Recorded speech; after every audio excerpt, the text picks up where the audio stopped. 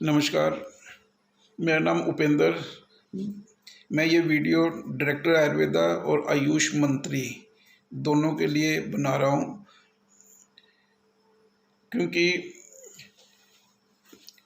मैं लगभग पिछले 25 साल से ये मेडिसिन मैन्युफैक्चरिंग में हूँ। मैन्युफैक्चरिंग कर रहे हैं हिमाचल के अंदर, और हम ये देख रहे हैं कि हमारे स्टेट के अंदर लगभग 1200 के आसपास डिस्पेंसरीज हैं, और उनके अंदर आज की डेट के अंदर, जबकि अब लोगों में इतनी अवेयरनेस आ गई है, लोग आयुर्वेद की तरफ झुक रहे हैं, आ रहे हैं, ठीक, वहाँ पे स्टेट अपने पंचकर्मा सेंटर्स चालू कर रहे हैं, सब कुछ हो रहा है।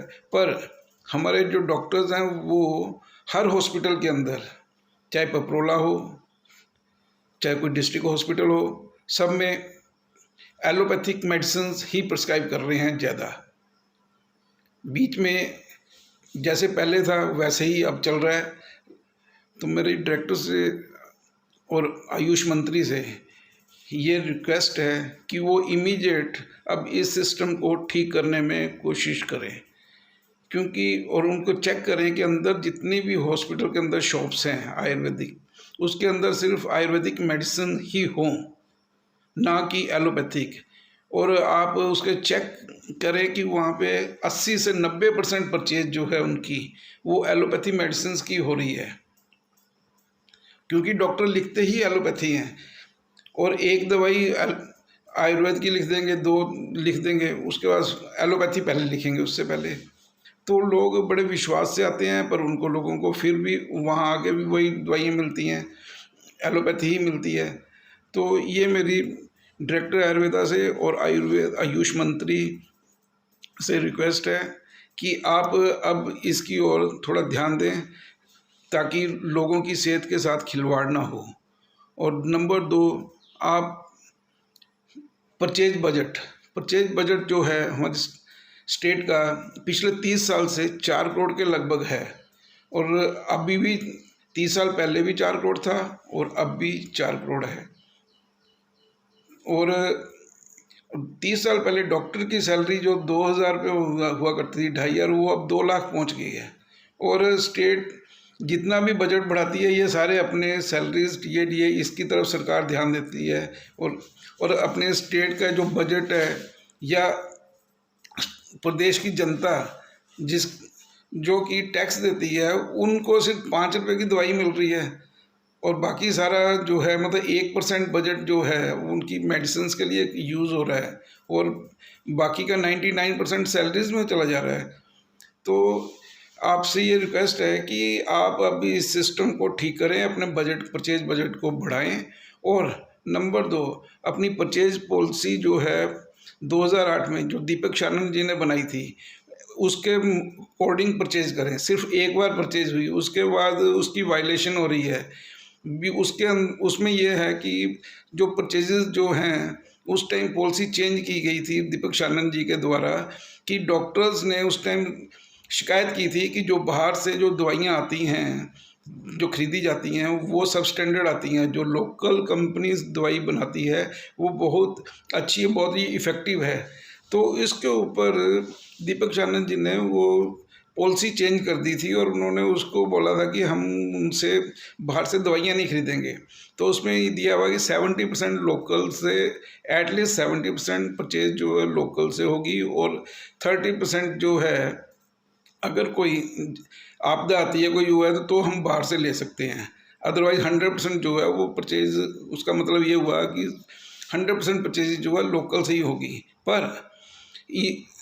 पर ऐसा नहीं हो रहा है, और 2-2, 3-3 टेंडर हो रहे हैं, सबके लिए अलग हो रहे हैं, कॉर्पोरेट्स के लिए अलग हो रहे हैं, पीएसयू के लिए अलग टेंडर हो रहे हैं, जो कि पॉलिसी के अंदर कुछ भी नहीं है, और फाइनेंशियल रूल्स की वायलेशन है। और दूसरा, आप डायरेक्टर साहब तो अच्छी तरह से जानते हैं कि सुप्रीम कोर्ट के ऑर्डर हो चुके हैं कि जो परचेजेस आप विदाउट टेंडर कर रहे हो वो सारी इलीगल हैं, और सुप्रीम कोर्ट ने ऑर्डर किया है। फिर उसके बावजूद भी आपने लास्ट ईयर परचेज किया, अब भी पता चला है कि आप परचेज करने जा रहे हो। तो ऑलरेडी एक मिस्टर द्रेक के टाइम पे केस चला था, जो अभी तक चला हुआ था। 2019 में शायद जयराम सरकार ने उसको फाइल को बंद किया है, जबकि वो विजिलेंस में चला, वो भी केस यही था कि विदाउट टेंडर परचेज की थी मेडिसिन आपने। ठीक है, तो उस टाइम तो सुप्रीम कोर्ट का ऑर्डर नहीं था, तो आपने चला ली कि मेरे तो अफसर सीनियर आयुष मंत्रालय से लेटर आया, हम तो उन्हीं की फॉलो करेंगे जी, उन्होंने पैसा दिया है। तो अब तो सुप्रीम कोर्ट का ऑर्डर आ गया है, तो थोड़ा सा कानून से डरो आप। और दूसरा है कि क्वालिटी मेडिसिन की परचेज करो। आप जो टेंडर्स करते हो उसके अंदर क्वालिटी मेडिसिन परचेज करते टाइम आपके पास कोई फार्मूला नहीं होता कि अच्छी मेडिसिन लोगों के लिए ख़रीदनी है, आपका तो सिर्फ होता है खाना पूर्ति करनी है।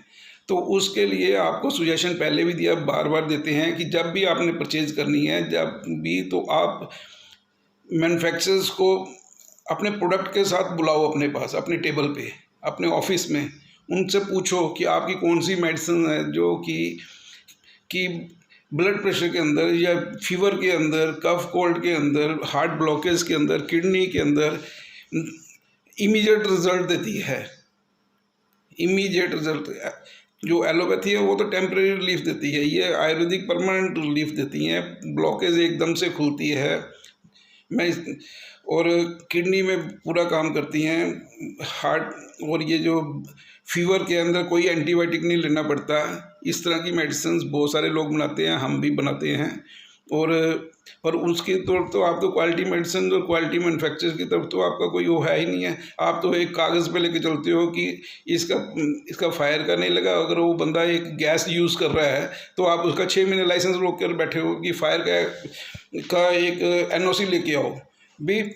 आप जो गैस तो हर घर में जलती है, तो हर घर में आप गैस का वो NOC लेके आएगा। हर चाय की दुकान के ऊपर गैस जलती है, तो हर चाय वाला गैस से मतलब फायर वाले से NOC लेके आएगा।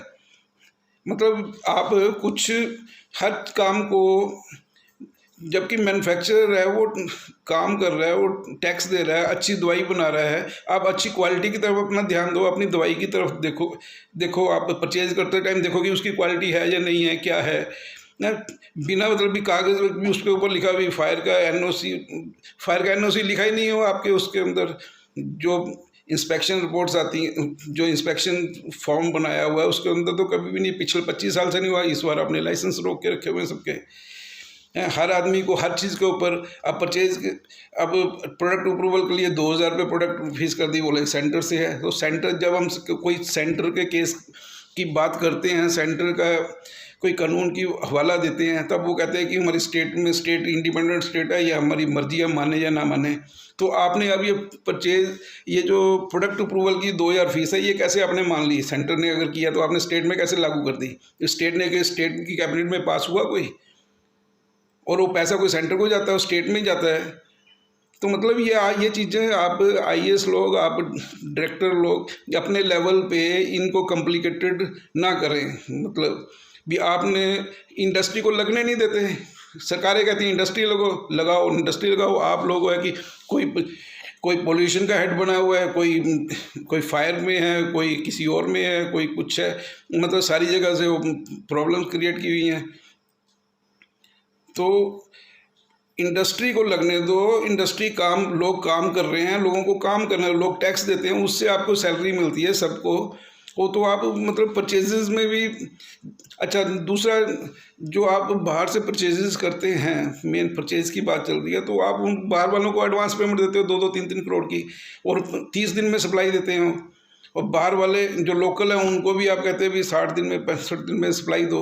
65 दिन में जो चीज़ें नहीं बन सकती वो भी आप 65 दिन में सप्लाई ले रहे हो। सब स्टैंडर्ड मेडिसिन परचेज हो रही हैं सारी शुरू से, क्योंकि जो बन ही नहीं सकती तो बंदा देता कैसे है, और आप लोग एक्सेप्ट कर लेते हो। और अभी भी आपने एडवांस पेमेंट की है। एडवांस पेमेंट 1 महीने के अंदर ये 2 करोड़ 4 करोड़ की दवाई कोई कंपनी नहीं बना सकती जब तक कि वो आगे सबलेट ना करे लोगों से और छोटी छोटी कंपनियों से बनवाए। तो आप बाहर की स्टेट में काम देते हो, आप अपनी स्टेट के अंदर अपने जो इतने मैन्युफैक्चरर हैं 150, उनसे क्यों नहीं बनवाते? आप भी 4 करोड़ 6 करोड़ 8 करोड़ की जो दवाई है आपकी, जो सेंटर स्टेट का बजट मिला के, तो आप लोकल मैन्युफैक्चरर से क्यों नहीं परचेज करते? लोकल लोगों की जड़ी बूटियाँ बिकेंगी, लोकल लोगों को काम मिलेगा। सबसे बड़ी बात, अगर आप गवर्नमेंट को टैक्स मिलता है 12%, आपने 10 करोड़ की 1 करोड़ का तो गवर्नमेंट को टैक्स ही आ गया, तो आप हर जगह लॉस कर रहे हैं। मतलब तो ये बात जो है, ये अपने जो आयुष मंत्री हैं वो अपने इसको संज्ञान लें, और जो जो चीज़ें मैंने बताई हैं आप इसमें, क्योंकि इसके ऊपर इसमें हर चीज़ के ऊपर डिटेल में, मतलब हमने आपको बहुत सारी रिप्रेजेंटेशन दी हैं पिछले टाइम में। कोई बायोडाइवर्सिटी को लेके कुछ है, कहीं से आपके ऑफिस से, किसी के ऑफिस से, डायरेक्टर के ऑफिस से, मंत्री के ऑफिस से, सीएम ऑफिस से, सीएम से हम 10 बार मिले हैं, सीएम ने कितनी बार ऑर्डर किए हैं आपको, पर आगे से अब किसी भी डिपार्टमेंट से कोई रिप्लाई नहीं आ रहा, कोई कंप्लाइंस नहीं आ रही है। मतलब ऐसा है कि सीएम को कोई सुन ही नहीं रहा। हमने कितनी कितनी रिप्रेजेंटेशंस दी हैं। तो अभी आपसे ये कि अभी आपसे ये है कि पहले तो इमीडिएट जो है कि आपके जो आयुर्वेदिक हॉस्पिटल्स के अंदर जो एलोपैथी लिख रही है, क्वैकरी चल रही है, इसको बंद करें। और जो भी जितनी दवाइयाँ हैं वहाँ पे आप चाहे छापा मारें खुद कि एलोपैथी दवाइयाँ कैसे वहाँ पे बिक रही हैं, क्यों वो उनका काम नहीं है। एलोपैथी हॉस्पिटल में जाए, वो उसके चक्कर में 80 से 90% वहाँ पे दवाइयाँ एलोपैथिक लिखी जा रही हैं। और लोगों के, और आयुर्वेद, आप ना तो आयुर्वेद की क्वालिटी मेडिसिन परचेज करते हो, ना डॉक्टर क्वालिटी मेडिसिन को लिख रहे हैं।